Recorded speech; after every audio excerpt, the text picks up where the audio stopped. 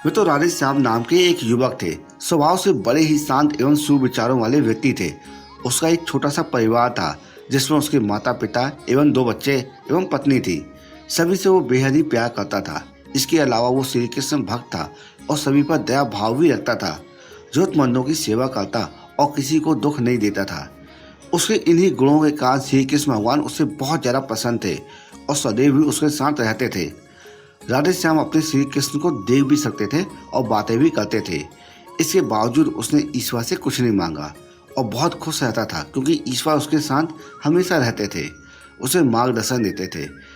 राधे श्याम श्री कृष्ण को अपने मित्र की तरह पुकारते थे और उनसे अपने विचार बांटा करते थे।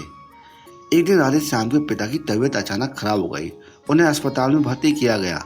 उसने सभी डॉक्टरों के हाथ पैर जोड़े और अपने पिता को बचाने की मिन्नतें की, लेकिन सभी ने उसे कहा कि वो ज़्यादा हमसे उम्मीद न रखें और भगवान पर भरोसा रखें।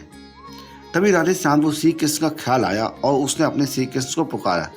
कृष्ण दौड़े चले आए। राधे श्याम ने कहा, मित्र तुम तो भगवान हो, मेरे पिता को बचा लो। श्री कृष्ण ने कहा, मित्र ये मेरे हाथों में नहीं है, अगर मृत्यु का समय होगा तो होना तय है। इस पर राधे श्याम नाराज हो गए और कृष्ण से लड़ने लगे। गुस्से में उन्हें कोसने लगे। भगवान ने उसे बहुत समझाया पर समझने को तैयार न था। मित्रों तब श्री कृष्ण ने कहा, मित्र मैं तुम्हारी मदद कर सकता हूँ, लेकिन इसके लिए तुम्हें एक कार्य करना होगा। राधे श्याम ने तुरंत पूछा, कैसा कार्य?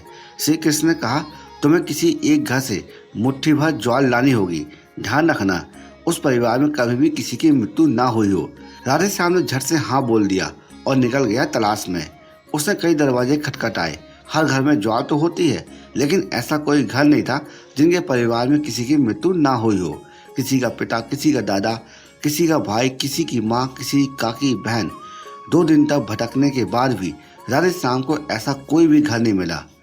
तब उसे इस बात का एहसास हुआ कि मृत्यु एक अटल सत्य है। उसका सामना सभी को करना होगा, इससे कोई भाग नहीं सकता है। और वे अपने व्यवहार के लिए श्री कृष्ण से क्षमा मांगता है और निर्णय लेता है कि जब तक उसके पिताजी जीवित हैं उनकी सेवा करेगा। थोड़े दिनों के बाद उसके पिताजी राधे श्याम स्वर्ग सिधा जाते हैं।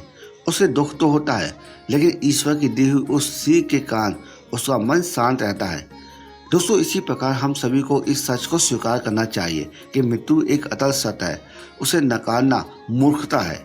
दुख होता है, लेकिन इसमें फंस जाना गलत है, क्योंकि केवल आप ही उस दुख से पीड़ित नहीं है, अपितु संपूर्ण मानव जाति उस दुख से रूबरू होती है।